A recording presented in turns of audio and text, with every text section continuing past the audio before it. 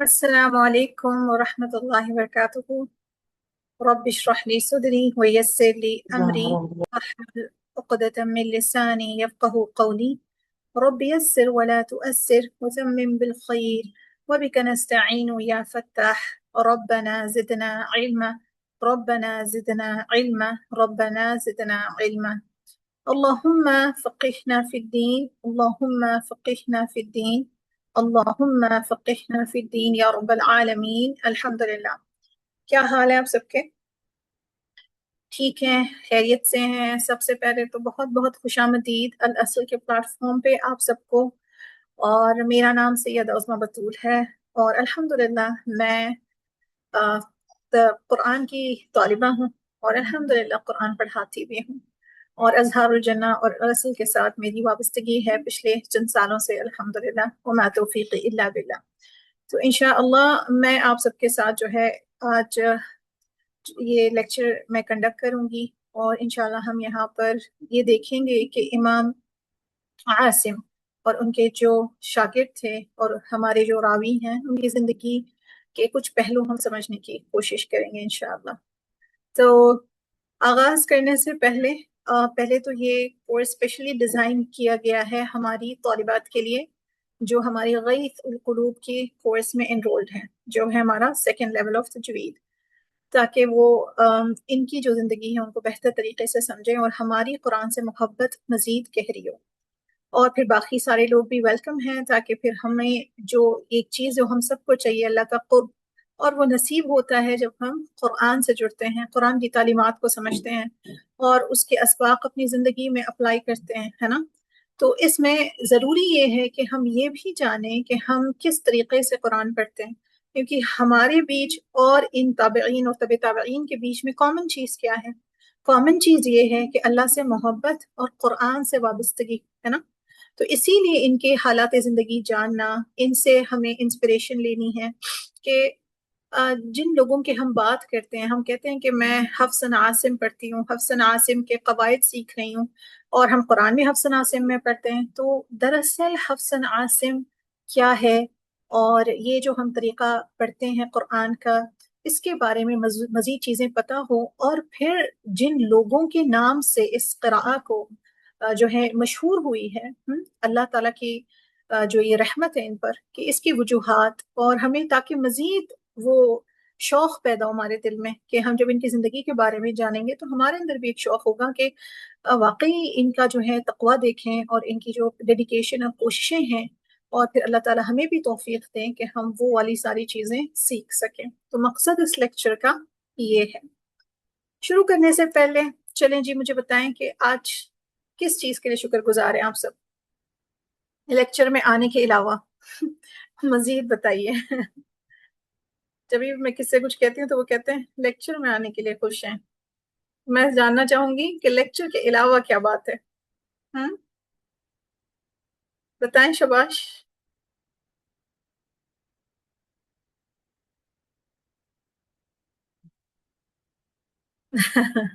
الحمدللہ اس ٹاپک کے بارے میں بالکل الحمدللہ. چلیں جی زبردست. اوکے تو چلیں انشاءاللہ ہم آغاز کرتے ہیں، اور اس سے پہلے بس ایک سلائیڈ ہے اس کو میں پلے کر دوں.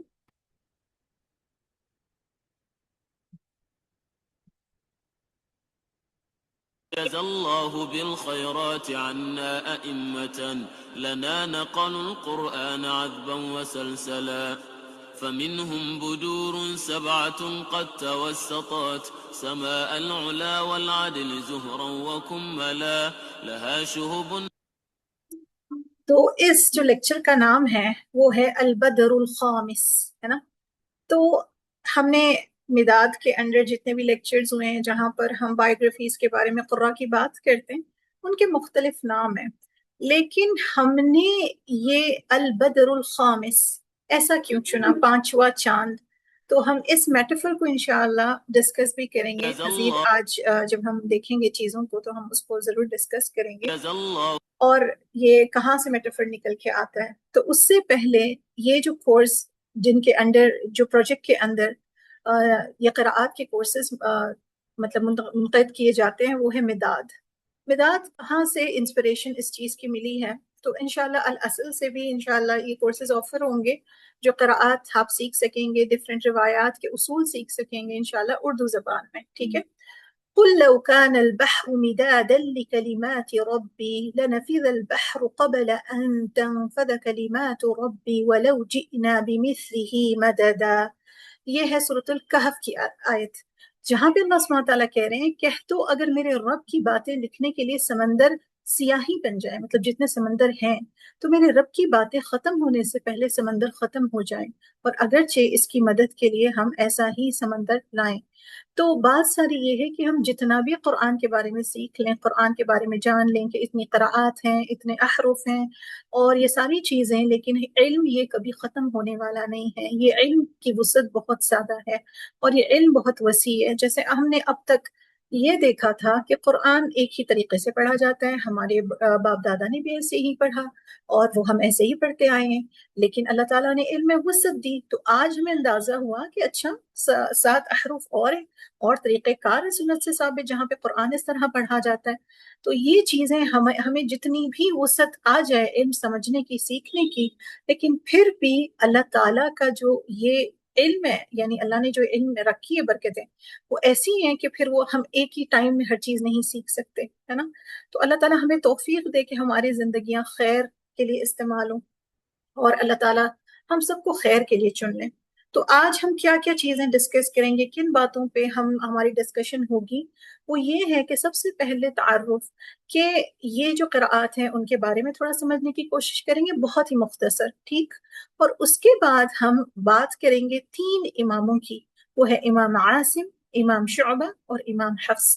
ان کی زندگی کے حالات زندگی مختصراً ہم دیکھیں گے، اور جس جگہ سے ہم اس کو سمجھنے اور دیکھنے کی کوشش کر رہے ہیں، ہمارا جو مین سورس ہے وہ ہے الحرز الامانی، جس کو ہم شاطبیہ بھی کہتے ہیں، جہاں پر امام شاطبی نے 7 قراء کے بارے میں اور ان کے قراءات کے اصول کے بارے میں ڈاکیومنٹ کیا ہے، ٹھیک ہے؟ تو ہم انشاءاللہ ان سارے چیزوں کو دیکھیں گے. اوکے، تو سب سے پہلا سوال جو ہم سب کے لیے اہم ہے اور بہت ہی امپورٹنٹ ہے جاننا، وہ یہ کہ قرآن ہے کیا؟ ویسے تو ہم جانتے ہیں کہ ہم اللہ پر ایمان رکھتے ہیں، ہم پیارے نبی صلی اللہ علیہ وسلم اور سارے انبیاء علیہ السلام پر ایمان رکھتے ہیں، اور پھر ہم قرآن پر بھی ایمان رکھتے ہیں. لیکن اگر قرآن کوئی ہم سے یہ پوچھے کہ جی قرآن ہے کیا، تو کیا ہم اس کا ایک جامع ڈیفینیشن دے پائیں گے؟ وہ ہمیں پتا ہونا چاہیے. اور اس کے لیے بہت ہی خوبصورت کاوش ہمارے علماء نے کی، اور انہوں نے ہمیں بہت ہی خوبصورتی سے یہ بات سمجھائی کہ قرآن دراصل ہے کیا، اور یہ ہر مسلمان کو پتا ہونا چاہیے. کیا ہے دراصل قرآن؟ هو کلام اللہ تعالی، یعنی کہ یہ اللہ کا کلام ہے، یعنی اس سے ہر دوسرا کلام خارج ہے. یعنی یہ پیارے نبی صلی اللہ علیہ وسلم کا کلام نہیں ہے، یہ اس میں جنات والی بات نہیں ہے، اور اس میں کسی کی کوئی سپیچ مکس نہیں ہے، یہ خالص اللہ کا کلام ہے. اور پھر المنزل علی نبیہ محمد صلی اللہ علیہ وسلم، یعنی یہ وہ اللہ کا کلام ہے جو اللہ تعالیٰ نے پیارے نبی صلی اللہ علیہ وسلم پر نازل فرمایا. کیونکہ اس سے پہلے بھی اللہ سبحانہ وتعالی نے کئی صحیفے بھیجے، لیکن یہ جو کلام ہے یہ پیارے نبی صلی اللہ علیہ وسلم پر نازل ہوا. پھر والمنقول بالتواتر، یعنی کہ تواتر کے ذریعے نقل کیا گیا. تواتر کے ذریعے مطلب کہ ایک جنریشن سے دوسری جنریشن تک، ہے نا، ایک جنریشن سے دوسری جنریشن، اس طرح چلتے چلتے علم ہم تک پہنچا ہے، ٹھیک ہے، نقل کیا گیا. المعجز بلفظه المتعبد بالتلاوته، یعنی اس کے الفاظ جو ہیں معجزانہ ہیں اور اس کی تلاوت کو عبادت قرار کیا گیا ہے. یعنی کہ ہم حدیث کا علم بھی سیکھتے ہیں، فقہ بھی سیکھتے ہیں، افتاء بھی سیکھ سکتے ہیں، لیکن اس علم کو سیکھنے اور ان میں ہم جو ساری کتابیں پڑھیں گے اس کی اہمیت اور قرآن کی تلاوت کرنے کی اہمیت ایک سا نہیں ہے. قرآن پڑھنے پہ یہ ایسا واحد کلام ہے جس کو پڑھنے پہ آپ کو ہر لفظ پر 10 نیکیاں ملتی ہیں، ہے نا. تو یہ ایک معجزہ ہے. یہ بھی تو معجزہ دیکھیں نا کہ قرآن ایک ہے لیکن اس کو 7 احرف میں نازل کیا گیا. اور اب کہیں پر آپ پڑھیں مالکی، کہیں پر آپ پڑھیں ملکی، ہے نا، تو یہ ایک معجزہ ہے نا کہ ایک ہی چیز ہے، معنی نہیں بدل رہے، وسعت بڑھ رہی ہے اور معنی میں گہرائی آ رہی ہے. تو یہ ایک معجزہ ہے، یہ انسانوں کے کرنے والا کام نہیں ہے. اور پھر المکتوب فی المصاحف من اول سورة الفاتحة الى آخر الناس، یعنی کہ اس کا آغاز یہ لکھا کس طرح سے گیا ہے، یعنی ہم جو آج مصحف کی شکل دیکھتے ہیں جہاں پہ ہم دیکھتے ہیں جس کا آغاز ہوتا ہے سورۃ الفاتحہ سے اور اس کا اختتام ہوتا ہے سورۃ الناس، ہے نا. تو یہ ایک جامع تعریف ہے کہ قرآن کیا ہے، اور ہمیں کیوں جاننی ہے یہ بات، کیوں ہمیں ایک شخصیت کے بارے میں یا ان شخصیات کے بارے میں جاننے کی کیا ضرورت ہے جو قرآن، یعنی جسے ہم بات کر رہے ہیں البدر الخامس، جہاں پہ ہم امام عاصم اور ان کے شاگردوں کے بارے میں بات کریں گے. کیونکہ ہمیں اور ایک وجہ ملے جس سے ہمارے علم میں ذوق و شوق پیدا ہو، جس سے ہمیں اور سیکھنے کا اندر سے جذبہ آئے، اور تاکہ ہماری محبت جو ہے قرآن کے لیے مزید گہری ہو. کیونکہ جب ہم قرآن پہ ایمان لاتے ہیں اور ہم کس طرح سے قرآن کو پڑھنا یہ چیز سمجھتے ہیں، تو ہمیں یہ بھی علم آتا ہے کہ اس کو پڑھانا کیسا ہے. اور جب ہمیں یہ ساری چیزیں سمجھ آتی ہیں تو ہماری محبت اس چیز کے لیے بڑھتی ہے. تو کیونکہ جب اس سے محبت بڑھے گی تو پھر اللہ تعالیٰ کو بہتر طریقے سے جانیں گے، اللہ تعالیٰ کی معرفت ہمارے لیے بہت آسان ہوگی، گہری ہوگی، اور ہمارے لیے عمل کرنا ان ساری باتوں پہ جو اللہ ہم سے چاہتا ہے وہ آسان ہو جائے گا. اور جن ساری چیزوں سے اللہ تعالیٰ ہمیں منع کرتے ہیں ان سے رک جانا ہمارے لیے آسان ہو جائے گا. اسی وجہ سے بہت ضروری ہے کہ ہم قرآن سے بھی جڑیں اور ان سے جڑے ہوئے جو شخصیات رہے ہیں ان سے بھی جڑیں. وجہ یہی ہے کہ قرآن سے محبت ہوگی تو پھر اللہ تعالیٰ کو بہتر طریقے سے جانیں گے اور اپنی زندگی کے مقصد کو بھرپور طریقے سے پورا کر پائیں گے، ہے نا. اب یہاں پہ بات آتی ہے کہ 7 احرف میں قرآن نازل ہوا، ٹھیک ہے. تو یہ چیز ہے، سب سے پہلی چیز ہمیں یہ دیکھنی ہے کہ اب کوئی یہ کہتا ہے، کچھ لوگ کہتے ہیں کہ بہت سارے قرآن ہیں، یہ قرآن پڑھنا ہے کہ دوسرا قرآن پڑھنا ہے. بہت سارے قرآن نہیں ہے، قرآن ایک ہی ہے، لیکن قرآن کا جو نزول ہوا ہے نا وہ ڈفرینٹ احرف میں ہوا ہے. اور یہ کوئی ایسا نہیں ہے کہ امام حفص کے دور میں ہوا ہے، تابعین کے دور میں، تبع تابعین یا صحابہ کے، نہیں. قرآن جب نازل ہوا ہے تو وہیں سے پیارے نبی صلی اللہ علیہ وسلم کو 7 احرف پہ سکھایا گیا، ٹھیک ہے.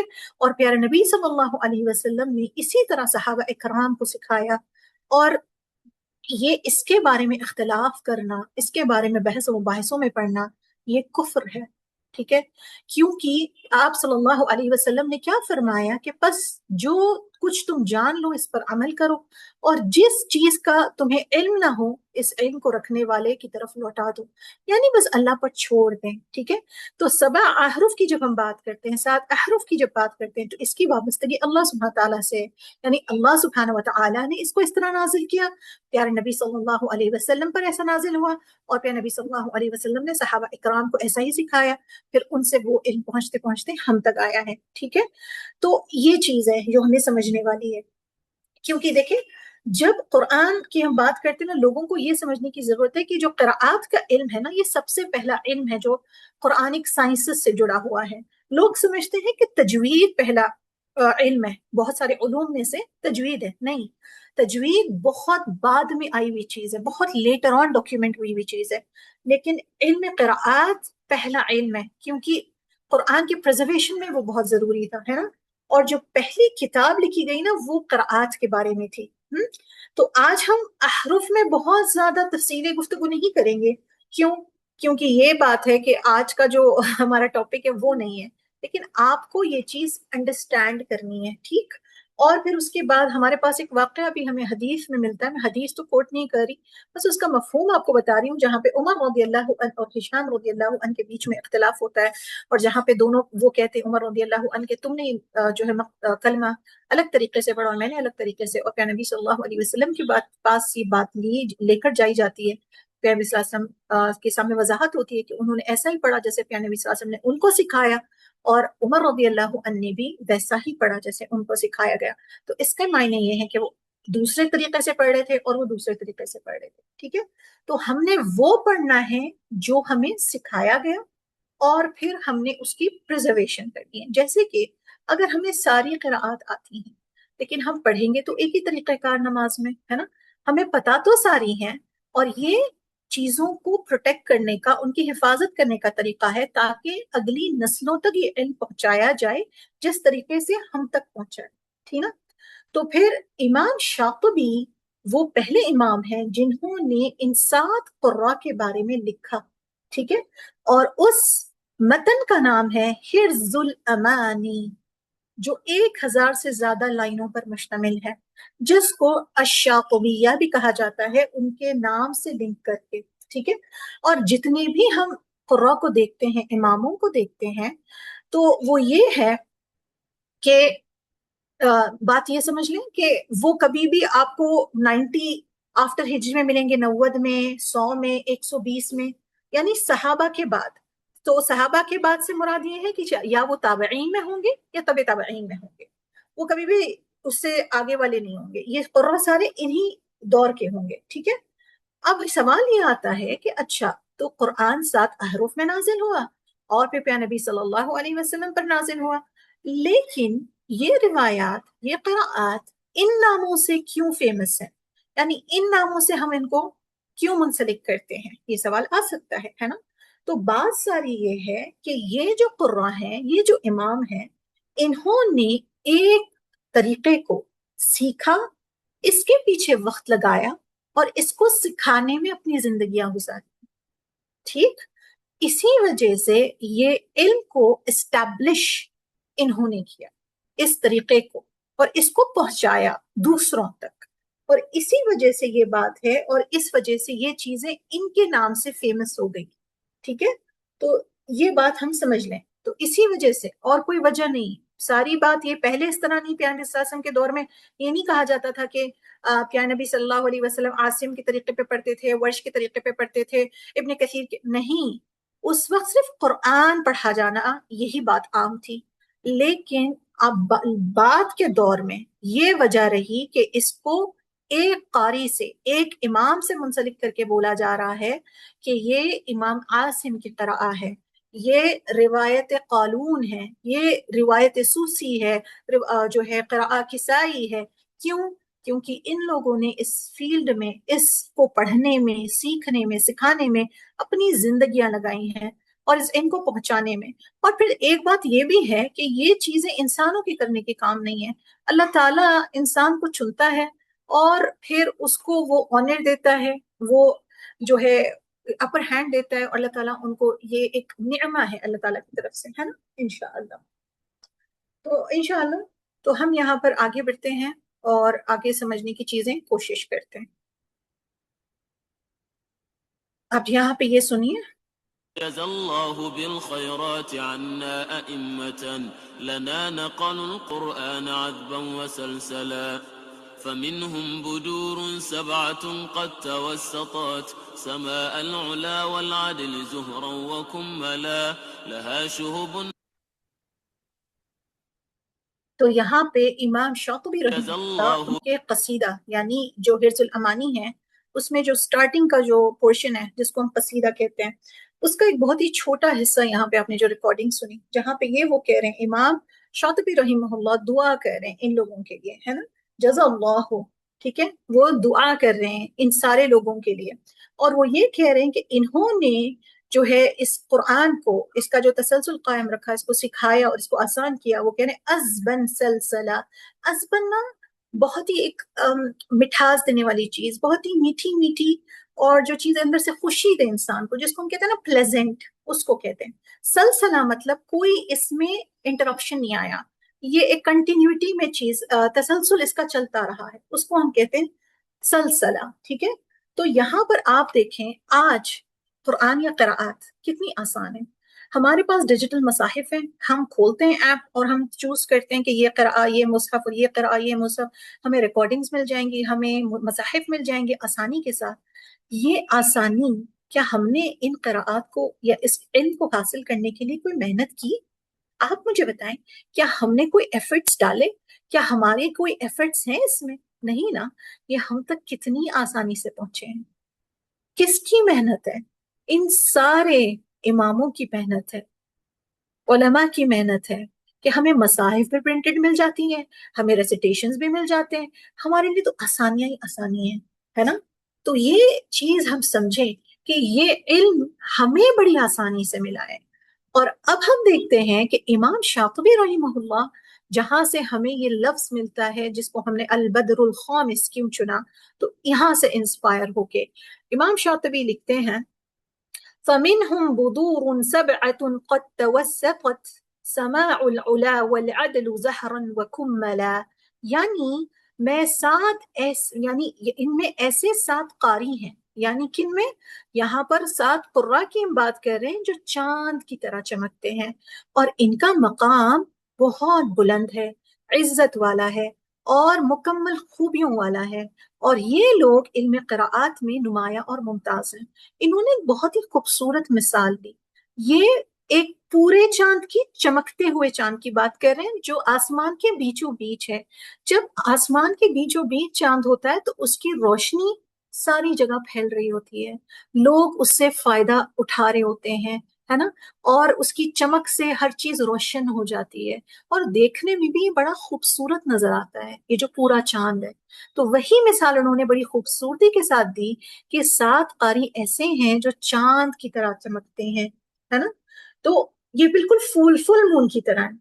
اور پھر ہر کوئی جس کی بھی نظر جب یہ خوبصورت پورے چاند پہ پڑتی ہے تو وہ کیا کرتے ہیں؟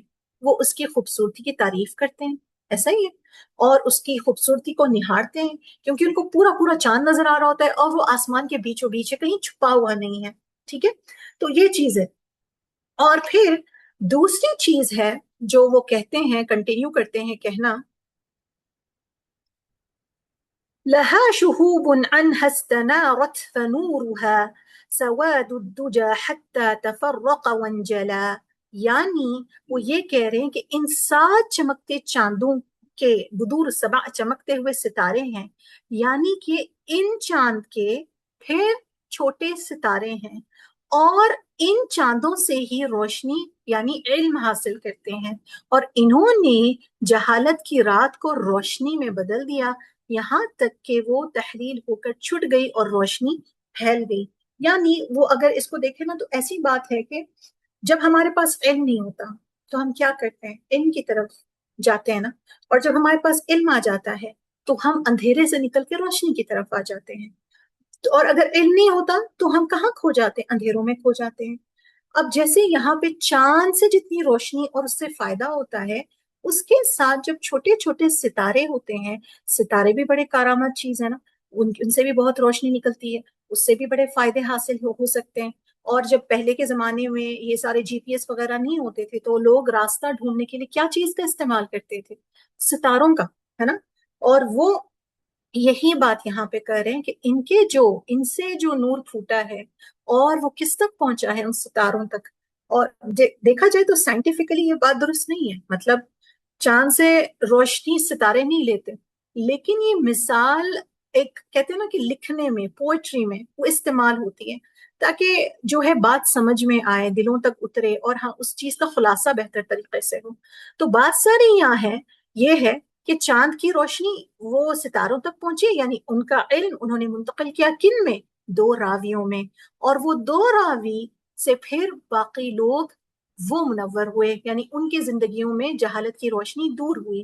تو یہ ساری بات ہے وہ جو یہاں پر کہنے کی کوشش کر رہے ہیں۔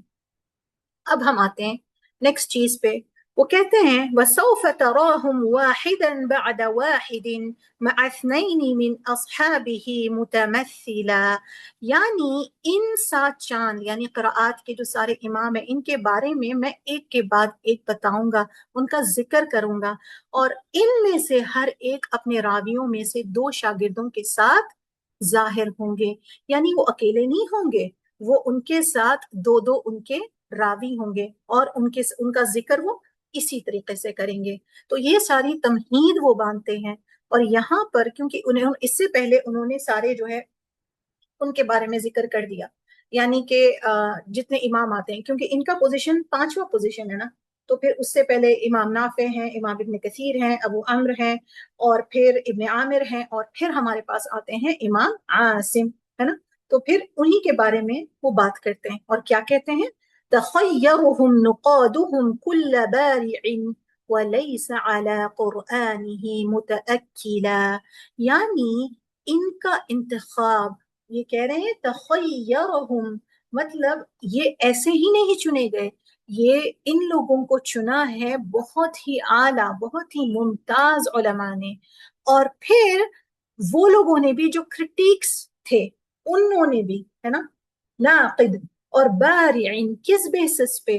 کیونکہ ان کا جو قرآن تھا، جو ان کا جو قرآن میں اتقان تھا، پریسیشن تھا، اتنا زیادہ اتقان تھا، اس وجہ سے یعنی دوسروں کے اوپر ان کو انہوں نے فوقیت دی، ٹھیک ہے۔ اور پھر یہاں پہ ایک بڑی ہی خوبصورت بات ہے جو ہم سب کے لیے ہے، اور وہ کیا ہے؟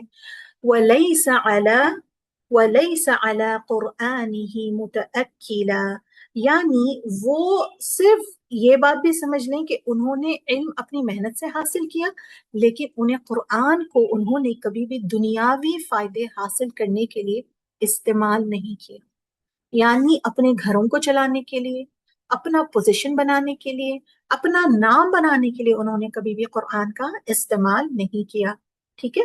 تو یہ چیز بھی واضح کرتے ہیں امام شاطبی رحمہ اللہ، اور پھر وہ کہتے ہیں وَبِالْكُوفَةِ الْغَرَّاءِ مِنْهُمْ ثَلَاثَةٌ، یعنی ان میں سے ممتاز قراء میں سے 3 کا تعلق کوفہ سے تھا۔ تو یہاں پر وہ کہہ رہے ہیں کہ 3 تھے ان میں سے جو کوفہ سے تھے، اور پھر اذا اذاعوا فقد ضاغت شذا وقرن فلا، تو یہاں پر وہ کہہ رہے ہیں کہ انہوں نے قراءات کے علم کو اتنا عام کیا کہ ان کی خوشبو ہر طرف پھیل گئی اور لوگ اس علم سے فائدہ اٹھانے لگے۔ تو یہ بات ہے، یعنی کہ یہ لوگوں نے اتنا کام کیا، اور وہ 3 قراء کون تھے جن کا تعلق یہاں سے تھا؟ اور کوفہ مطلب عراق، اور عراق سے کون کون تھے؟ جیسے کہ ہم بات کرتے ہیں امام ابو حنیفہ ہیں، کسائی ہیں، اور پھر ہمارے پاس ہیں امام عاصم، ہے نا، تو یہ والی چیز ہے۔ تو شذا کا مطلب کیا ہے؟ شذن کی جب بات کرتے ہیں یہ ایک بہت ہی خوبصورت خوشبو ہے نا، یہ والی چیز۔ تو اس کے بارے میں امام شاطبی رحمہ اللہ ذکر کرتے ہیں، اور بالکل یہ عطر کی خوشبو کی طرح بہت ہی پیاری سی خوشبو، یہ بکھر گئی ہے ہر جگہ، ہے نا، تو وہ اس چیز سے اس کی مشابہت دیتے ہیں۔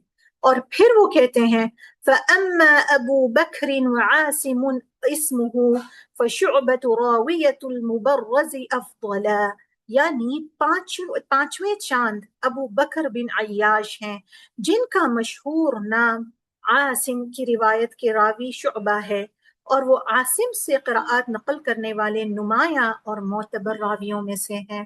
یعنی یہاں پر 5واں چاند کون ہے؟ امام عاصم ہے، اور ان کے جو بہترین راوی ہیں وہ کون ہیں؟ وہ ہیں امام شعبہ، فشعبۃ، ہے نا، اور یہ وہ بات کر رہے ہیں۔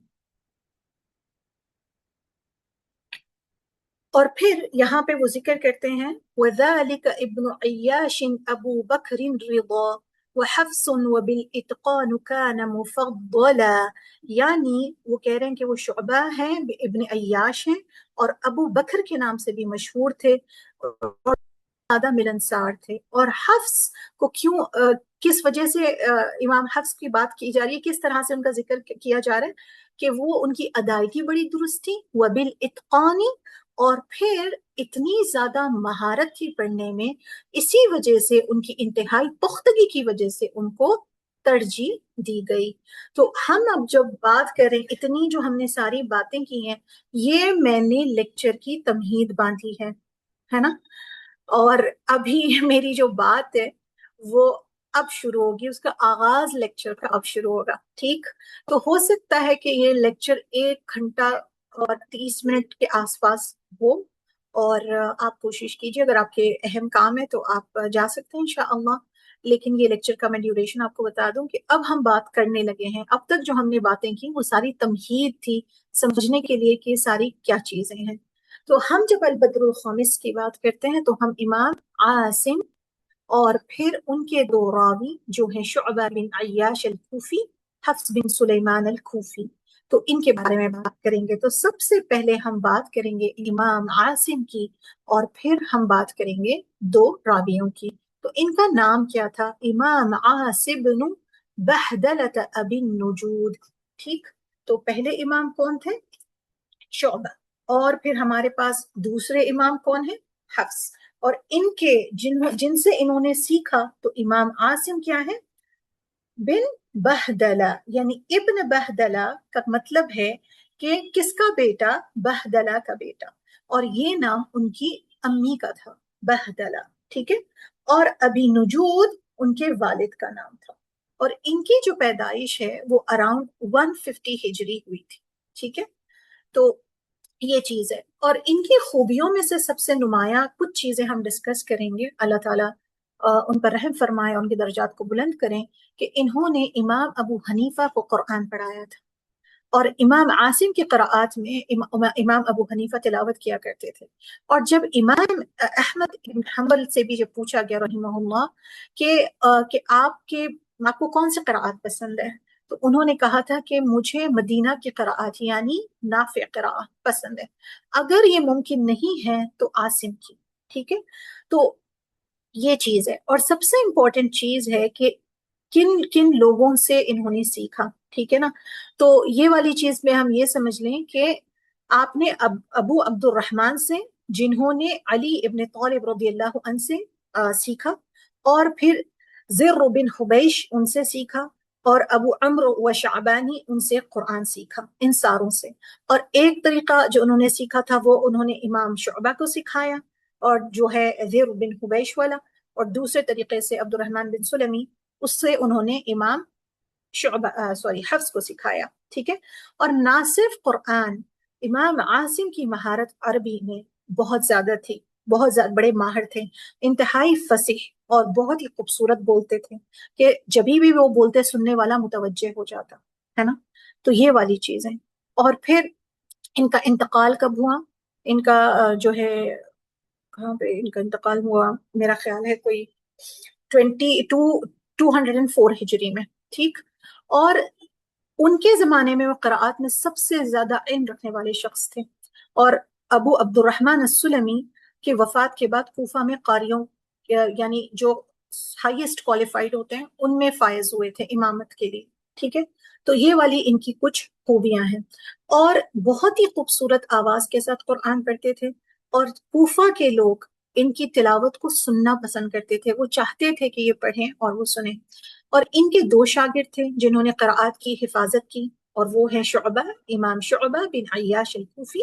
اور ان کی جو ہے آپ دیکھیں 95 میں ان کی پیدائش ہوئی، اور 193 میں یہ جو ہے اس دنیا سے چلے گئے ہیں. اور حفص ابو عمرو و حفص بن سلیمان الاسدی الکوفی، تو یہ 90 اور 180 ہجری، جو عاصم یعنی امام عاصم رحمہ اللہ کے سوتیلے بیٹے تھے.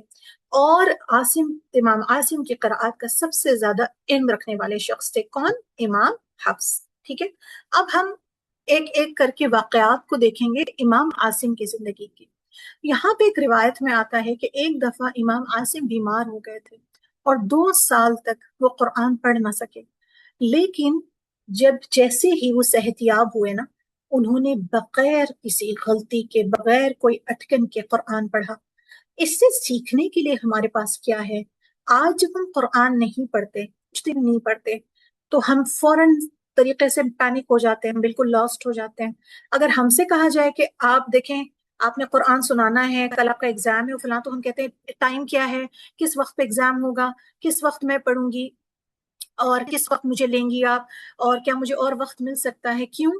یہاں پہ بات صرف قرآن کی تلاوت کی نہیں ہے، قرآن کے ساتھ جو کنیکشن ہے، جو وابستگی ہے، یعنی قرآن پہ جو عمل ہے، قرآن کی تعلیمات کو زندگی میں جیسے ابزارب کیا ہے، وہ طریقہ ان کو ہیلپ کرتا ہے کہ وہ قرآن کو اس طرح ریٹین کر سکیں. صرف بات پڑھنے کی نہیں ہے، صرف بات حفظ کی نہیں ہے، بات ہے قرآن کے مطابق زندگی گزارنے کی. اللہ تعالیٰ ہمیں بھی توفیق دے کہ ہم اس طرح سے قرآن کو اپنی زندگیوں میں لے سکیں.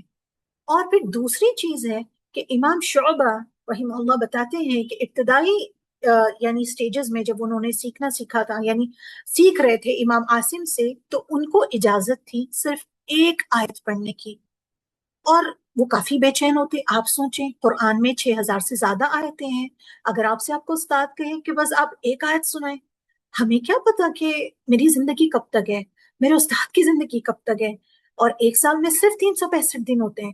اب 365 دن اور 6000 آیتیں میں روز ایک پڑھوں تو کتنے سال گزر جائیں؟ میرا مکمل کب ہوگا؟ میرا علم کیسے ہوگا؟ کمپلیٹ کیسے ہوگا؟ ہے نا؟ تو یہ چیز کافی ان کو بادر کرتی. وہ ان کو تنگ نہ کرتے، لیکن ان کے اندر ایک بے چینی سی ہوتی کہ کیسے ہوگا. اور اس کو جب وہ بار بار پوچھتے تو کیا کہا امام عاصم نے ان کو؟ انہوں نے کہا ان ھذا یثبت لک، یعنی کہ یہ وہ کہہ رہے ہیں کہ اس طرح پڑھنے سے تمہاری جو ہے اندر پختگی آئے گی، ہے نا؟ پختہ ہوگا یہ علم تمہارے اندر. تو بات ہی نہیں کہ کتنا زیادہ زیادہ پڑھا جائے، جلدی جلدی سارے لیولز کور کر لیے جائیں، ختمہ پہ ختمہ کیا جائے. بات یہ ہے کہ اس علم کو ہم نے راسخ کیا ہے کہ نہیں، وہ علم راسخ ہوا ہے کہ نہیں، ہے نا؟ اور پھر بہت ساری گزارشیں کرنے کے بعد امام عاصم نے ان کو روز 5 آیات سنانے کی اجازت دی، ہے نا؟ تو یہ دیکھیں، یہ خوبصورتی. آج ہم سے کوئی کہہ دے کہ ایک آیت پڑھیں، ہم تو بہت غصہ آتا ہے. آپ نے تو کورس کے بہت سارے پیسے لے لیے ہیں، آپ تو سنتے نہیں ہیں، آپ تو قرآن ہی نہیں کرتے، ایک دفعہ میں نہیں پڑھاتے، 6 مہینوں کے لیے ایسا کیوں ہے، وہ کیوں ہے. ہم کتنی باتیں کرتے ہیں. اور ہمارے سلف کو دیکھیں، ان کا طریقہ دیکھیں علم سیکھنے کا. اللہ تعالیٰ ہمیں توفیق دے. اور جو جو ان کی عمر گزر رہی تھی اور بہت زیادہ کمزور بھی ہو رہے تھے اور بینائی نہیں تھی نا ان کی، تو ایک دن کوئی شاگرد جو ہے ان کو راستہ دکھانے میں مدد کر رہا تھا، اور اس انسان کی وجہ سے نا وہ گر رہے تھے، ٹھیک ہے؟ تو پھر بھی اب ان کے اندر اتنی عاجزی تھی، اتنے بڑے امام ہیں، اتنی عاجزی کہ ان کے جو رہنمائی کر رہا اور جس کی وجہ سے وہ گرے ہیں اس کو انہوں نے ڈانٹا تک نہیں. تو یہ ان کے کیریکٹر کے بارے میں بھی بتاتا ہے. پتہ ہے ایک بات آپ کو، کوفہ میں جب تک امام عاصم تھے نا تو امام حمزہ جو ہیں وہ بھی تھے اور ان کی قراءات بھی تھی، لیکن انہوں نے اپنی قراءات کو تب تک عام نہیں کیا جب تک امام عاصم وہاں مقیم تھے. امام عاصم جب وہاں سے گئے ہیں جو ہے مدینہ، تو پھر امام حمزہ نے اپنی قراءات کو عام کرنا شروع کیا. آپ دیکھیں یہ آؤٹ آف ریسپیکٹ ہے، یہ ایک ادب ہے. اور اللہ تعالیٰ ہمیں بھی ویسا ادب کرنے والا بنائے کہ ہم دیکھیں اور سیکھیں، اپنے استادوں کی اسی طرح قدر کریں، عزت کریں. اور پھر وہ صرف یہاں تک ہی نہیں، وہ بہت زیادہ سنت پر عمل کرنے والے تھے. یعنی جب وہ نماز پڑھتے تھے نا تقریباً چھڑی کی طرح سیدھے ہوتے تھے اور بالکل ساکت ہو کر کھڑے ہو جاتے. اور جمعے کے دن نماز کے بعد یعنی ظہر کی نماز سے لے کے عصر کی نماز تک مسجد نہیں رہا کرتے. جب بھی امام عاصم کسی مسجد کے پاس سے گزرتے تو اس میں داخل ہوتے اور نماز پڑھتے اور پھر اپنے راستے پر چلتے. تو سنت پہ سختی سے عمل کرنے والے. ہمیں یہ نظر آتا ہے کہ ان لوگوں کا اتنا نام ہے، ایک قراءت جو ہے، ایک روایت ان کے نام سے منسلک ہے، لیکن اس کے پیچھے کیے جانے والا ہارڈ ورک، وہ جو ان کا اخلاص ہے، اللہ کے لیے محبت ہے، وہ جو ان کا لیول آف تقوی ہے، وہ ہم نہیں دیکھتے. ہاں. تو اب یہاں پہ یہ چیز ہے ان کی زندگی میں سے، اور کہ امام حفص نے ان سے پوچھا کہ ان کی پڑھائی اس سے مختلف کیوں ہے جو انہوں نے امام شعبہ کو پڑھائی. تو امام عاصم نے جواب دیا، میں تمہیں وہی سکھاتا ہوں جو میں نے ابو عبد الرحمن السلمی سے پڑھا، جو انہوں نے علی رضی اللہ عنہ سے پڑھا. شعبہ کو جو پڑھایا تھا وہی ہے جو زر بن حبیش سے پڑھا تھا، جو انہوں نے عبداللہ بن مسعود رضی اللہ عنہ سے پڑھا. یعنی ایک صحابی سے انہوں نے جو پڑھا تھا ان کے استاد نے، اور جو ہے ابو عبد الرحمن السلمی، ان سے جو پڑھا انہوں نے امام حفص کو سکھایا. اور جو انہوں نے پڑھا زر بن حبیش سے، وہ انہوں نے سکھایا امام شعبہ کو. ٹھیک. یہاں پہ ہم اس چارٹ کو دیکھیں کہ ہم جب سمجھتے ہیں نا کہ یہ طریقہ جو ہم پڑھتے ہیں کیا وہ ایک ہی طریقہ ہے پڑھنے کا، تو بات ساری یہ ہے کہ ایک ہی طریقہ نہیں ہے پڑھنے کا، کئی طرق ہیں. جب ہم امام عاصم کی بھی بات کریں اور امام شعبہ کی بھی بات کریں، مختلف طرق ہیں جس میں اور وہ ڈفرینٹ طریقے پر ہیں، اور اس میں کچھ عام ہوئے ہیں. لیکن باقی آپ دیکھیں ہم جو پڑھتے ہیں ہم کہتے ہیں امام عاصم عن طریق الشاطبیہ، ہے نا، شاطبیہ کے طریق پہ ہم پڑھ رہے ہیں. لیکن اس کے علاوہ بھی جو امام عاصم کے ہی جو روایت ہے، یعنی امام حفص کی جو روایت ہے، وہ کئی طرق سے بھی ہے. ٹھیک ہے. اور پھر امام حفص نے یہ بھی ذکر کیا ہے کہ اگر کوئی امام عاصم کے سامنے پڑھتا تو وہ اپنا ہاتھ بڑھاتے اور آیات کو گنتے. یہ اس کی وجہ یہ ہو سکتی ہے کہ کیونکہ وہ نابینا تھے تو اس وجہ سے ہو سکتا ہے وہ آیتوں کو اس طرح سے گنا کرتے تھے، لیکن اس کا کوئی ایکسپلینیشن نہیں ہے. اور امام عاصم تاجروں کو اجازت دیتے کہ وہ سب سے پہلے تلاوت کریں تاکہ وہ وہاں سے چلے جائیں اور اپنی روزی روٹی کمائیں. اس کا مطلب یہ ہے کہ ہر استاد کا اپنا ایک طریقہ ہوتا ہے. اگر آپ ان قراء اکرام کے جو ہے حالات زندگی دیکھیں نا تو اس میں کچھ قراء آپ کو یہ ملیں گے اور ان کی زندگیوں سے یہ ملے گا، وہ ان کو پریفرنس دیتے جو مسجد میں پہلے آیا، ٹھیک ہے نا. لیکن یہاں پہ امام عاصم لوگوں کے لیے آسانی دیکھ رہے ہیں کیونکہ وہ لوگ اپنا کام کاروبار چھوڑ کر آئے ہیں، تو ان کو وہ پہلے ترجیح دیتے اور ان کو پڑھنے دیتے تاکہ وہ فارغ ہو جائیں اور وہ لوٹ جائیں، اور جس نے بس سیکھنا ہی ہے وہ تو سیکھے گا ہی، لیکن جو کام نہ چھوڑ کے آیا ہے تو اس کو پہلے پہلے کریں. ٹھیک ہے، یہ والی چیز. اب ہم آتے ہیں آگے. اور پھر انہوں نے یہ بھی چیز کہی کہ ابو عبد الرحمن نے مجھے کہا اے میرے بیٹے اپنے آپ کو پڑھنے میں اور سیکھنے میں مشغول رکھو. تو امام عاصم جو ہیں وہ تا عمر پڑھتے رہے ہیں، سیکھتے رہے اور سکھاتے رہے. اور امام عاصم اپنے شاگردوں کو بھی نا یہی تلقین کیا کرتے، یہی بات کیا کرتے، ان کو یہی مشورہ دیا کرتے. اب یہاں پر ہم ایک جو حدیث کوٹڈ ہے یا ایک جو واقعہ کوٹڈ ہے ہم اس کے بارے میں بات کریں، حدیث نہیں ایک واقعہ جو ہے سفیان الثوری رحمہ اللہ کے بارے میں، جو بہت ہی فیمس اسکالر تھے افتاء کے، ہے نا. تو امام سفیان الثوری دیکھا جائے تو وہ امام عاصم کے اسٹوڈنٹ رہ چکے ہیں، ٹھیک ہے. تو یہاں پر جب امام عاصم کو دیکھا گیا کہ رأيت عاصم بن ابي النجود وكان شيخا جليلا يجيء الى سفيان الثوري يستفتيه ويقول له سفيان إنا كانا صغارا وأنت كبيرا ابتدأنا صغارا طلاب العلم عندنا. یعنی کہ وہ یہ کہہ رہے ہیں کہ مبارک بن سعید کہتے ہیں کہ میں نے عاصم ابی النجود کو دیکھا کہ وہ بڑے بزرگ اور قابل احترام شیخ تھے، لیکن پھر بھی سفیان الثوری کے پاس مسائل پوچھنے جایا کرتے تھے کیونکہ وہ افتاء کے اسکالر ہیں. تو سفیان الثوری انہوں نے کہا کہ ہم تو جب انہوں نے پوچھا نا تو انہوں نے یہ کہا کہ جب ہم چھوٹے تھے اور آپ عمر میں ہم سے بڑے تھے، ہم نے علم حاصل کرنا شروع کیا، پھر آپ بھی ہمارے ساتھ علم سیکھنے لگے اور اپنی محنت کی وجہ سے ہم سے آگے نکل گئے. یعنی یہاں پر وہ یہ کہہ رہے ہیں اتیتنا صغیرا واتیناک کبیرا، اور وہ اتیتنا صغیرا یعنی جب تم چھوٹے تھے، چھوٹے عمر کا بھی ہو سکتا ہے یا علم کی کمی کا بھی ہو سکتا ہے، تو جب وہ علم میں کم تھے تو وہ سیکھنے آتے، اور وہ یہ کہہ رہے ہیں کہ اتیتنا، ہاں اتیتنا اتیتنا، تو اس کا یہ مطلب ہے کہ وہ اب یہ کہہ رہے ہیں کہ میں اب تمہارے پاس اس لیے آ رہا ہوں کیونکہ اب تم علم میں مجھ سے بڑے ہو، یعنی وہ چیز میں آگے نکل چکے ہو. تو امام عاصم رحمہ اللہ کی سب سے بڑی خوبی یہ بھی تھی کہ وہ زندگی کے آخری وقت تک لکھنے، سیکھنے اور علم حاصل کرتے رہے. یعنی اس بات سے سبق ملتا ہے کہ علم حاصل کرنے کی کوئی عمر نہیں ہوتی، اور سچا طالب علم جو ہے نا زندگی بھر سیکھتا رہتا ہے. اور آپ جب کوئی چیز آپ نہیں جانتے، دیکھیں اگر آپ کسی کی استادہ ہیں، آپ ٹیچر ہیں، آپ ہمیشہ ٹیچر نہیں رہیں گی، آپ کبھی کبھی جو ہے آپ بھی ان کی اسٹوڈنٹ بننا چاہیں گی، یا پھر ان سے آپ کو سیکھنا ہوگا کچھ، کیونکہ کچھ چیز میں وہ ماہر ہوں گے تو آپ کو جا کے ان سے سیکھنا ہوگا. تو اب اس میں نہیں رہ سکتے کہ میں استادہ ہوں تو میں اس سے کیسے فائدہ حاصل کروں. لیکن بات ساری یہ ہے کہ آپ اس چیز میں ان کی استاد ہیں، ہو سکتا ہے انہوں نے کسی چیز کا علم آپ سے حاصل زیادہ کر لیا ہو، تو پھر آپ ان سے بھی فائدہ اٹھا سکتے ہیں، آپ ان سے بھی جا کے سیکھ سکتے ہیں. اس میں کوئی قباحت نہیں ہے، اس میں کوئی شرمانے والی بات نہیں ہے، اور نہ ہی ہمیں شرمانا چاہیے، ہے نا. لیکن ہم عموماً ایسا نہیں سوچتے، ون ٹائم استادہ آل ٹائم استادہ یہ ہو جاتا ہے.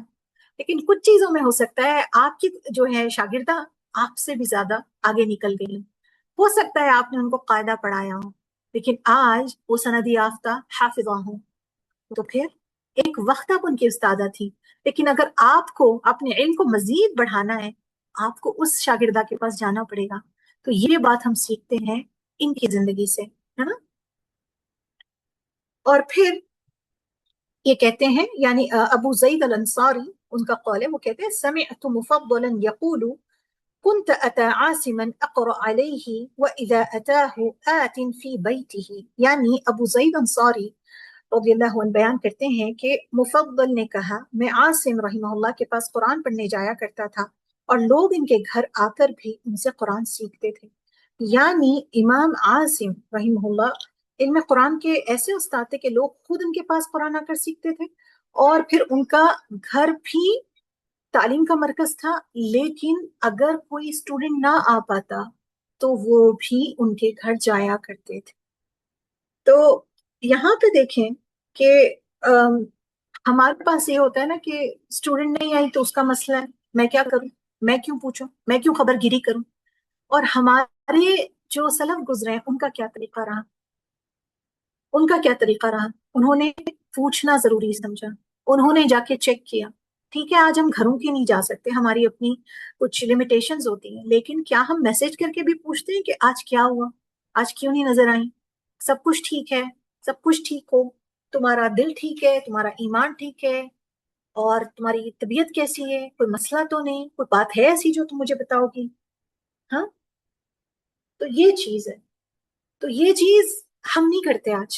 میں ٹیچر ہوں, میں کیوں جاؤں, میں کیوں پوچھوں, میں کیا ضرورت ہے مجھے بات کرنے کی, میں تو استاد ہوں نا, وہ طالبہ ہیں تو وہ کریں, میں کیوں کروں, یہ والی چیز. اب جو دوسری چیز ہے وہ ہے جہاں پر ہم بات کر رہے ہیں, اور وہ ہے یعنی یہ بھی جو ہے امام شعبہ نے جو ہے اس چیز کو ان کا قول ہے, قال ابو بکر بن عیاش دخلت على عاصم وهو في الموت فغام عليه فأفقا فقرأ ثم ردوا إلى الله مولاهم الحق ألا له الحكم وهو أسرع الحاسبين. یعنی امام شعبہ کہتے ہیں میں عاصم رحمہ اللہ کے پاس گیا جب ان کی وفات کا وقت قریب تھا, ان پر بے ہوشی طاری ہوئی, پھر جب انہیں ہوش آیا تو انہوں نے یہ آیت تلاوت کی. کیا آیت تھی وہ؟ سورہ انعام کی تلاوت تھی. پھر سب لوگ اپنے سچے مالک اللہ کی طرف لوٹائے جائیں گے, خبردار حکم اسی کا ہے اور وہ بہت جلد حساب لینے والا ہے. یعنی دیکھیں ہم بہت سوچتے ہیں نا کہ آخری کلمہ نصیب ہوگا کہ نہیں, اور یہ چیزیں ہمیں ملیں گی کہ نہیں, اور یہ ساری فکریں ہمیں بہت پریشان کرتی ہیں. جس شخص کی زندگی قرآن کے ساتھ گزرتی ہے اللہ تعالیٰ اسے آخری لمحات میں بھی نا قرآن کے ساتھ وابستہ رکھتا ہے. سو امام عاصم رحمہ اللہ کی زبان پر وفات کے وقت بھی قرآن جاری تھا, اور یہ قرآن تبھی جاری رہتا ہے کہ جب آپ کا سب سے زیادہ وقت اسی میں لگا ہو, اس کی تعلیمات سیکھنے میں, سکھانے میں, اسی میں. اور آج ہم اپنا اپنا جائزہ لیں کہ ہم کس چیز میں لگے ہوئے ہیں, ہم کس چیز پہ فوکس کرتے ہیں, ہم کس چیز کے بارے میں زیادہ سوچتے ہیں, کون کے بارے میں زیادہ باتیں کرتے ہیں, اور پھر ہم کیسے یہ بات کی امید رکھیں کہ جو ہے قرآن ہمارے اوپر اس طرح سے جاری ہو جائے گا, زبان پہ آسان ہو جائے گا. اللہ تعالیٰ ہمیں توفیق دے. تو اب ہم بات کریں گے امام عاصم کے بعد جو ہمارے پہلے راوی ہیں شعبہ بن عیاش الکوفی, ان کے حالات زندگی کے بارے میں تھوڑا سا مختصر بات کریں. اوکے, تو پہلی چیز ہے ان کا نام. ان کے نام کے بارے میں نا, کیونکہ ان کا جو نام ہے امام شعبہ بن عیاش الکوفی, تو ابو بکر سے ان کو جانا جاتا ہے, لیکن ان کے نام کے بارے میں 17 مختلف آراء ہیں. لیکن ان کا جو نام ہے شعبہ یہ زیادہ صحیح ہے, یہ کہا جاتا ہے نا, اور دوسرے ناموں میں کئی نام شامل ہیں. تو وہ کب پیدا ہوئے ہیں؟ 95 آفٹر ہجری میں پیدا ہوئے. اور ان کے شاگرد جو ہیں جو سب سے زیادہ مشہور ہیں وہ ہے امام یحییٰ بن آدم. ٹھیک ہے, وہ کیا بیان کرتے ہیں کہ شعبہ نے کہا میں نے اپنے استاد عاصم رحمہ اللہ سے قرآن اس طرح سیکھا ہے جیسا کوئی بچہ اپنے استاد سے سیکھتا ہے. دیکھیں یہاں پہ ایک بہت خوبصورت بات ہے. ایک ہوتا ہے نا ٹیچر سے آپ اسٹوڈنٹ کی طرح لرن کریں, لیکن بچے کی طرح سیکھنا, چھوٹے بچے کی طرح. جب آپ کا پاس چھوٹا بچہ ہوتا ہے آپ اس کو کیسے سکھاتے ہیں؟ آپ پیار سے سکھاتے ہیں, آپ اس کو کبھی بھی سختی کرتے ہیں, کبھی نرمی کرتے ہیں, اس کو پچکارتے ہیں, اس کو بہت ہی محبت کے ساتھ لے کر چلتے ہیں, اور چھوٹی چھوٹی چیزیں وہ بچہ آپ سے سیکھ رہا ہوتا ہے. وہ یہ نہیں کہہ رہے کہ میں نے اپنے استاد سے سیکھا, وہ یہ کہہ رہے ہیں کہ جیسے کوئی بچہ اپنے استاد سے سیکھتا ہے, اپنے سرپرست سے سیکھتا ہے, اتنی محبت کے ساتھ, اتنے لگاؤ کے ساتھ, اتنی توجہ کے ساتھ, بالکل بچوں کی طرح. انہوں نے کہا کہ میں نے عاصم رحمہ اللہ کے ساتھ 3 پورے ختمہ کیے. ہم سب جانتے ہیں کہ ان کو صرف 5 آیت کی اجازت تھی, اس کے بعد شعبہ نے بیان کیا کہ جب وہ امام عاصم سے الگ ہو گئے تو وہ بخوبی جانتے تھے کہ ان کی قراءات کے مطابق ہر حرف کو کس طرح پڑھنا چاہیے، ہے نا۔ اور پھر ایک چیز آتی ہے کہ سفیان ابن عینہ ایک دفعہ شعبہ رحم اللہ کے ساتھ ایک مجلس میں تھے، جب لوگ آئے اور ان سے حدیث کے متعلق سوال کیا، جبکہ یہ جو ہے یہ سفیان الثوری نہیں ہے، وہ اسکالر ہیں افتاء کے اور یہ ہیں حدیث کے، ٹھیک ہے۔ تو انہوں نے جواب دیا کہ جب تک یہ شیخ یعنی امام شعبہ ہمارے درمیان ہے تو مجھ سے حدیث کے بارے میں نہیں پوچھ سکتے۔ اس سے کیا صاف ظاہر ہوتی ہے بات کہ وہ نہ صرف قرآن کے ماہر تھے بلکہ حدیث کے بھی ماہر تھے، امام شعبہ، ٹھیک۔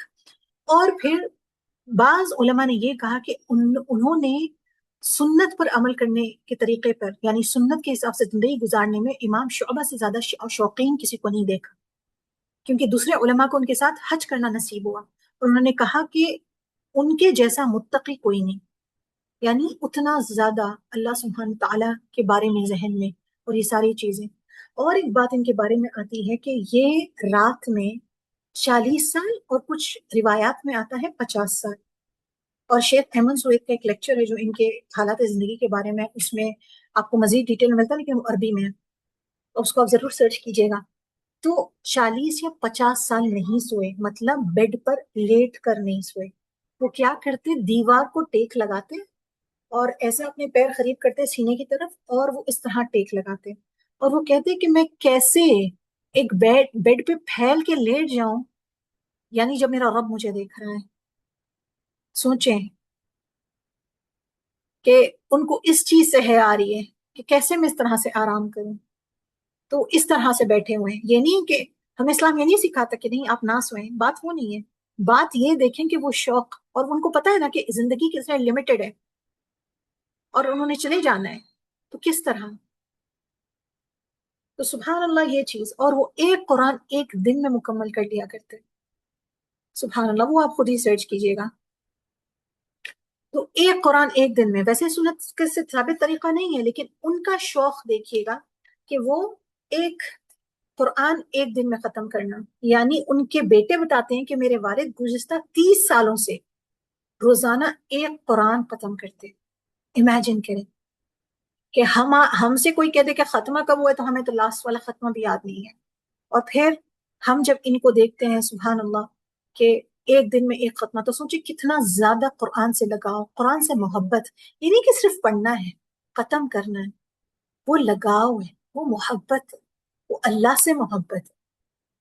اور امام شعبہ اتنے زیادہ ڈسپلن تھے اپنے، یعنی ان کو لینے کے لیے امام عاصم سے چاہے جیسا بھی موسم رہا وہ پوری کوشش کرتے کہ وہ جائیں، چاہے جتنی شدید گرمی آ جائے، چاہے جتنی شدید سردی آ جائے یا بارش لگ جائے۔ یہاں پر جو عربک ورڈ ہے نا، فی الحر والشتاء والامطار، یعنی والامطار ایسی بارش نہیں ہے جو نارمل بارش ہے، ڈریزل نہیں، ایسی بارش کہ آپ کے یعنی کمر تک پانی ہو، اس طرح کی بارش میں جہاں پر اتنا زیادہ طوفانی بارش کہ کمر تک پانی ہو، وہ اس میں بھی جایا کرتے تھے اور اپنا سبق سنایا کرتے تھے۔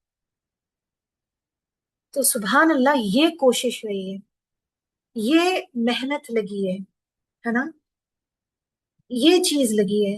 اور ہم اگر یہ سمجھتے ہیں کہ ہمیں ویسا علم چاہیے تو ہمیں دیکھنا ہے کہ ہمیں وہ ہمارے اندر وہ جذبہ ہے۔ تو اس کی بہت ہی خوبصورت مثال ہے جو میں آپ کے ساتھ شیئر کروں گی، یہ سنیں، اس کو پھر میں تشریح کرتی ہوں آپ کے لیے۔ يؤذيك حر المصيف ويبس الخريف وبرد الشتاء ويلهيك حسن جمال الربيع فأخذك للعلم قل لي متى فأخذك للعلم قل لي متى۔ تو یہ جو ایک خوبصورت سی عربی کی جو ہے پوم ہے، اس کا جو بتاتی ہوں میں ایک لائن آپ کو۔ اذا كان يؤذيك حر الصيف وكرب الخريف وبرد الشتاء، یعنی اگر گرمیوں کی تپش تمہیں تکلیف دیتی ہے اور خزاں کی اداسی اور سردیوں کی ٹھنڈک بھی، وَيُلْهِكَ، حسن الزمان الربیعی، یعنی کہ اور بہار کی خوبصورتی تمہیں یعنی علم سے غافل کر دیتی ہے، تو پھر فَأَخْذُكَ لِلْعِلْمِ قُلْ لِي مَتَى، تو پھر مجھے بتاؤ تم علم کب حاصل کرو گے، اور یا اللہ کم نحن مقصرون، یعنی اے اللہ ہم کتنے زیادہ کوتاہی کرنے والے ہیں۔ بات ساری یہ ہے، یہاں پہ خوبصورت مثال جو اللہ تعالیٰ پہ اس مثال کو دیتے ہیں قرآن میں، یعنی موسم کا بدلنا، یہ ہمارے لیے بہت خوبصورت یاد دہانی ہے۔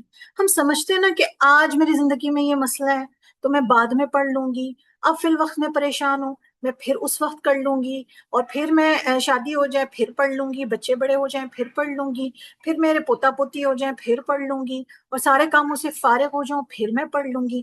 ہماری جو زندگی ہے یہ موسموں کی طرح ہی ہے۔ ہم سب کو پتہ ہے نا کہ ہر کسی کی زندگی میں کبھی خوشی کا موسم ہے، کبھی غم کا موسم ہے، کبھی سخت حالات ہیں، کبھی آسانیاں ہی آسانیاں ہیں۔ تو یہ چیز سمجھنے کی ضرورت ہے کہ ہمارے لیے ایک اللہ تعالیٰ کی طرف سے ایک جو ریلیف ہے، جو ہم ان موسموں کو دیکھ کے ہر سال ہم سیکھنا چاہیے ہمیں۔ جیسے گرمی آتی ہے اتنی شدید لگتی ہے، ایسا لگتا ہے کہ میں ختم ہو جاؤں گی، اس گرمی کی وجہ سے میں ضائع ہو جاؤں گی، لیکن وہ گرمی ختم ہو جاتی ہے، اور آپ کو پتا ہے کہ گرمی نے جانا ہے، ٹھنڈ نے آنا ہے، بارش نے آنا ہے، سب کچھ سکون ہو جائے گا۔ ویسے ہی پریشانی بھی ہمیشہ نہیں رہے گی، اس پریشانی کے بعد آسانی نے آنا ہے، اور اس پریشانی کے بعد راحت کا آنا ہے۔ ویسے ہی ہماری زندگی کے موسم بھی آتے اور جاتے رہتے ہیں۔ اگر ہم ہر دفعہ یہ سوچیں کہ اس موسم میں پڑھنا ہے، وہ موسم کی وجہ سے، یہ موسم کی وجہ سے، تو ہم پڑھیں گے کب؟ کیا ہم ہر دفعہ بس اپنے آپ کو یہی چیزوں کا ٹالتے رہیں گے کہ اس وجہ سے یا اس وجہ سے؟ مجھے میرے استادہ والا قصہ یاد آ رہا ہے، جب میں نے ان سے یہ لیکچر لیا تھا نا، تو انہوں نے قصہ سنایا تھا کہ ان کے استادہ نے ان کو کہا تھا کہ تمہیں روزانہ 5 پیجز حفظ کر کے سنانے ہیں، اور پھر تمہارے لیے یہ سبق ہے تمہارا کہ 5 پیجز ہفتے میں، تو 7 into 5، ٹھیک ہے، آپ نے سنانا ہے، اور پھر ان اتنے مہینوں میں قرآن کا ختمہ کرنا ہے۔ تو ان کو یہ سن کے بڑے وہ ہوئے، اور انہوں نے وجہ یہ دی کہ اس کے بعد میں اس شہر میں نہیں رہوں گی، میں چلی جاؤں گی۔ تو پھر آپ کو ڈر لاحق ہو جاتا ہے، میری استاد چلی جائیں گی تو میں کس کو سناؤں گی، میرا کیا بنے گا؟ تو وہ چیز آپ کو موٹیویٹ کرتی ہے، یا تو آپ اس سے پریشان ہو سکتے ہیں یا اس کو موٹیویشن لے سکتے ہیں۔ پھر آپ پڑھنا شروع کر دیتے ہیں۔ وہ سناتی تھی، اور کبھی کبھی جب صبح 6:30 بجے ان کو جانا پڑتا اپنے استاد کو سنانے، تو کبھی سردیوں والے دنوں میں سب لوگ سو رہے ہیں، روڈ سنسان ہے، ان کو لگ رہا ہوتا کہ سارے سو رہے ہیں، میں ہی تو پڑھ رہی ہوں، میں ہی تو سنا رہی ہوں۔ اور پھر ایسا ہوا، کبھی 6 پیجز سنے انہوں نے، کبھی 7 پیجز سنے، اس طرح، اور جز نمبر 28 انہوں نے صرف ایک ہی دن میں سنا دیا اپنے استاد کو، 20 پیجز۔ اللہم بارک، اللہ تعالیٰ جو ہے ان کی حفاظت فرمائے ہر قسم کے شر سے۔ تو یہ ہوتا ہے، موسم تو آئیں گے اور جائیں گے، اگر ہم ان وجوہات کے بنا پہ پڑھنے کا گے تو ہم کب پڑھیں گے؟ یہ چیز ہے نا۔ تو اور یہ بھی، اور ایک ان کے بارے میں آتا ہے کہ ان کے آنکھوں میں 2 سال سے یعنی موتیا اترا ہوا تھا، لیکن ان کے گھر والوں کو اس چیز کا علم نہ تھا، ٹھیک ہے۔ اور بہت سے لوگوں نے ان کے زیر سایہ نہ صرف قرآن کی تعلیم حاصل کی، بلکہ کیونکہ حدیث میں بہت زیادہ علم رکھتے تھے، حدیث میں مہارت رکھتے تھے، تو یہ وہ بھی چیز سکھاتے تھے۔ اور اپنی وفات سے تقریباً 7 سال پہلے انہوں نے قرآن پڑھانا چھوڑ دیا۔ اور سفیان بن عیینہ رحمہ اللہ ایک دفعہ امام شعبہ کے ساتھ ایک مجلس میں تھے، اور یہ والی چیز تو میں نے آپ کے ساتھ شیئر کر دی۔ تو 40 سال تک وہ ہر روز قرآن ختمہ کرتے رہے، تو سوچیں کتنے ختمہ ہوئے ان کے، کتنے کتنے ختمہ جو 40 سال میں ہوئے، وہ کتنے روزانہ ایک، تو 40۔ اور ایک بار انہوں نے اپنے بیٹے کو نصیحت کی کہ اے میرے بیٹے، اس کمرے میں کبھی بھی اللہ کے قوانین کی خلاف ورزی نہ کرنا، کیونکہ اس میں نے 12,000 ختمہ پڑھے ہیں۔ اور جب وہ بستر مرگ پر تھے تو ان کی بہن بہت رو رہی تھی، بہت زیادہ غمزدہ تھی، اور ان کا رونا زار و خطار تھا۔ تو امام شعبہ نے ان سے پوچھا تم کس وجہ سے رو رہی ہو؟ اس کونے پر ایک نظر ڈالو، اس میں نے 18,000 قرآن کے ختمہ کیے ہیں۔ سوچیں آپ، اس کونے میں بیٹھ کے انہوں نے 18,000 ختمہ کیے ہیں۔ کوئی ہم سے پوچھے کہ ہماری جو ہے کتنے لگے ہیں اور کس طرح سے ہمارے پاس ٹائم ہم اس چیزوں کے لیے نکال رہے ہیں، ہمارا وقت کہاں جا رہا ہے۔ تو امام شعبہ رحمہ اللہ کے استاد کون تھے؟ امام عاصم، اور ان کے طلباء میں سے یحییٰ ابن آدم، اور ان کی وفات جو ہے وہ ہے 193 ہجری میں ہوئی۔ اب اس کے بعد ہم آتے ہیں امام حفص بن سلیمان الکوفی، اور جن کو کہا جاتا ہے کہ ان کا اتقان جو قرآن میں پریسیشن تھا وہ بالکل ایسا تھا کہ بہت زبردست، بہت زیادہ ان کا دوام حاصل تھا ان کا پڑھنے پر۔ تو حفص بن سلیمان بن العاص مغیرہ بن ابی داود الاسدی الکوفی البزاز، وہ حفیظ کے نام سے بھی جانے جاتے تھے، اور ان کا پروفیشن کہا جاتا ہے ٹیلر کا تھا، لیکن اللہ عالم۔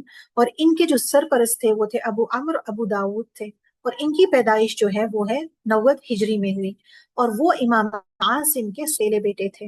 اور عاصم نے امام حفص کی ماں سے شادی کی تھی، امام عاصم نے، اور قرآن یعنی ان کے ساتھ ہی ان کے گھر میں انہوں نے پرورش پائی امام حفص نے، ٹھیک ہے۔ تو انہوں نے اپنے استاد کو بہت دفعہ جو ہے قرآن پڑھ کر سنایا، ٹھیک ہے۔ اور پہلے علماء نے یعنی حفص کو حفظ القرآن کے لحاظ سے ابو بکر بن عیاش یعنی شعبہ سے زیادہ درست اور صحیح قرار دیا۔ یہ چیز آتی ہے بغدادی تاریخ مدینہ البغداد میں، ٹھیک ہے۔ اور پھر یہ والی بات ہم نے جو پہلے بھی ڈسکس کی کہ حفظ مختلف کیوں ہے جب ایک ہی استاد ہیں، تو اس کی وجہ یہ ہے کہ ان جو امام عاصم نے ابو عبد الرحمن السلمی سے پڑھا وہ انہوں نے امام حفص کو سنایا، جو ابی ابن طالب رضی اللہ عنہ سے سیکھا تھا، ٹھیک ہے۔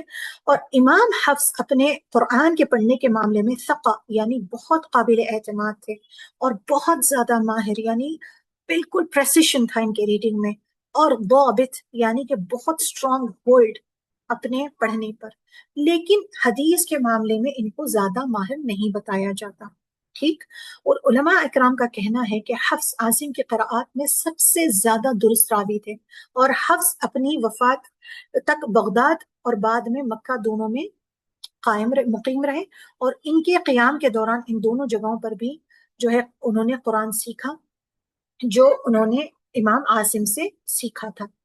اور پھر یہ بھی چیز ہے کہ حفص نے یہ بھی ذکر کیا ہے کہ امام حفص نے کہ اگر کوئی امام عاصم کے پاس پڑھتا تو اپنا ہاتھ بڑھاتے اور آیت کو گنتے، جو ہم نے بات کی تھی بھی کہ یہاں پر یہ چیز ہے کہ وہ کاؤنٹنگ کرتے کس نے کتنا پڑھا، واللہ عالم، ہے نا۔ اور انہوں نے یہ بھی بیان کیا کہ انہوں نے کبھی بھی امام عاصم سے حاصل کردہ کسی چیز میں اختلاف نہیں کیا، سوائے سورۃ الروم آیت نمبر 54، جو ہم جانتے ہیں جب ہم رولز پڑھتے ہیں، یہ ضعفین اور ضعفین دونوں ہے نا، ضمہ کے ساتھ پڑھا جاتا ہے، جبکہ امام عاصم نے اسے فتحہ کے ساتھ پڑھایا تھا، ٹھیک ہے۔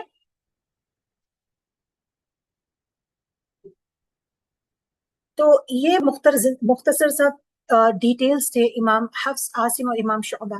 بہت لوگوں کو سوال آتا ہے کہ امام حفص کی جو قرآ ہے، اگر آپ اس کا ڈائسپورا دیکھیں نا، اس کا ڈیموگرافک دیکھیں کہ سب سے زیادہ کہاں پھیلی ہوئی، 95% بتایا جاتا ہے جو علماء نے کہ 95% یہ قرآت پڑھی جاتی ہے۔ اس کے دو قسم کے ریزنز ہیں، ایک ہے کہ اس کے عربک گرامر سے ریلیٹڈ ریزنز ہیں، دوسرے ہیں پولیٹیکل ریزنز بھی۔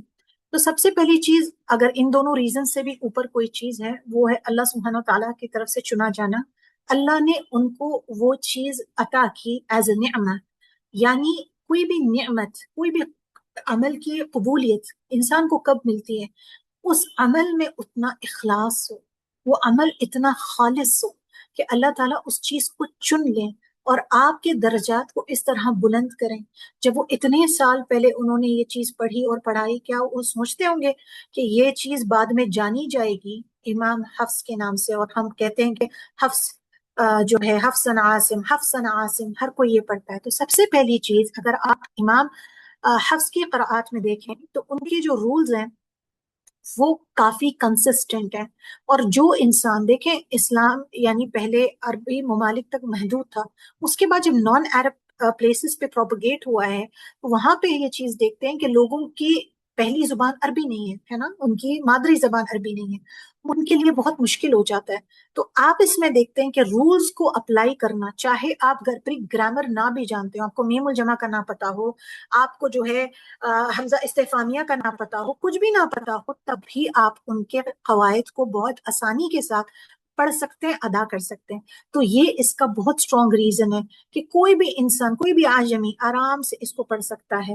اور دوسری امپورٹنٹ چیز، اگر ہم پولیٹیکل ریزنز میں جائیں تو اوٹمن امپائر جب بھی خلافت عثمانیہ جب پھیلی ہے دنیا میں، تو وہ جب گئے ہیں تو انہوں نے جو قرآن پرنٹ کروائے وہ کوفی قرآن، اور وہ امام حفص کی قراءہ میں انہوں نے پرنٹ کروائے. تو قرآن جب پرنٹ ہو کے اس طرح پھیلے ہیں، اور جب لوگ پہلے حج کرنے جاتے تھے تو ان کو ایک قرآن گفٹ کیا جاتا، وہ قرآن جو گفٹ کیا جاتا وہ وہی تھا جو تھا حفص کے روایت میں، اور وہ چیز دور دور تک پھیل گئی. اور اس کے بعد جب خلافت عثمانیہ کے دور میں، جب اس کے بعد جو ریکارڈنگ بھی قرآن کی جو فرسٹ ریکارڈنگ ہوئی ہے ایجپٹ میں، وہ روایت حفص میں ہے. اسی وجہ سے آپ قرآن ریسیٹیشن کہیں یوٹیوب اور گوگل پر ماریں، آپ کو حفص میں ریسیٹیشن سنائی دے گی، آپ کو دوسرے ڈھونڈنے پر ملیں گے، یہ بآسانی ملے گا. تو یہ چیز کونے کونے تک پھیل چکی تھی. لیکن پہلے کے دور میں دوسرے جو روایات ہیں یا قراءات ہیں وہ زیادہ مشہور تھے. جیسے کہ ہمارے پاس ہے ابو عمرو کی، ٹھیک ہے، وہ زیادہ تھی، اور جو ہے بصریان والی. لیکن یہ چیز بعد میں آئی ہے. ابھی بھی کچھ ممالک ہیں، موروکو اور الجیریا، جہاں پر ورش نافع اور اس طرح پڑھایا جاتا ہے، لیکن 95% ابھی بھی حفص عاصم میں لوگ حفظ کرتے ہیں. اور یہ کرنا سمجھنا بڑا آسان ہے، اور یہ اللہ تعالی کی طرف سے ایک نعمہ ہے. اللہ تعالیٰ نے ان کو یہ چیز میں سبقت دی ہے، اور یہ اللہ تعالیٰ بہتر جانتے ہیں دلوں کا حال، جو کی نیتیں رہی ہوں گی. سبحان اللہ. اللہ تعالیٰ ہمیں بھی توفیق دیں کہ ہمارے اعمال جو ہے اس طرح مقبول ہو جائیں. تو یہ کچھ وجوہات ہیں جن کی وجہ سے ان کی روایت ہے جو بڑی فیمس ہے اور وہ دور دور تک پہنچی ہے. ٹھیک، واللہ تعالی عالم. تو آج کا لیکچر بس یہیں تک تھا. امید کرتی ہوں کہ آپ نے یہاں سے کچھ سیکھا ہوگا. اللہ تعالیٰ جو ہے ہمارا شرح صدر کریں. اللہ تعالیٰ ہمیں توفیق دیں کہ ہم ان علماء اکرام سے ہم بھی سیکھیں اور اپنی زندگیوں کو مزید بہتر بنائیں، اور ہم اپنے اوپر کام کریں اور آخری سانس تک علم سیکھنے والے بنیں. اور اللہ تعالیٰ ہمیں ہمارے اندر بھی ایسا والا تقویٰ دیں تاکہ ہم جو ہے چیزوں کا حق ادا کر سکیں اور قرآن کا حق ادا کر سکیں، اور قرآن کے حساب سے زندگیاں گزارنے کی ہمیں توفیق عطا کریں. بارک اللہ فیکم جمیعا. سبحانک اللہم و بحمدک، اشہد ان لا الہ الا انت، استغفرک واتوب الیک.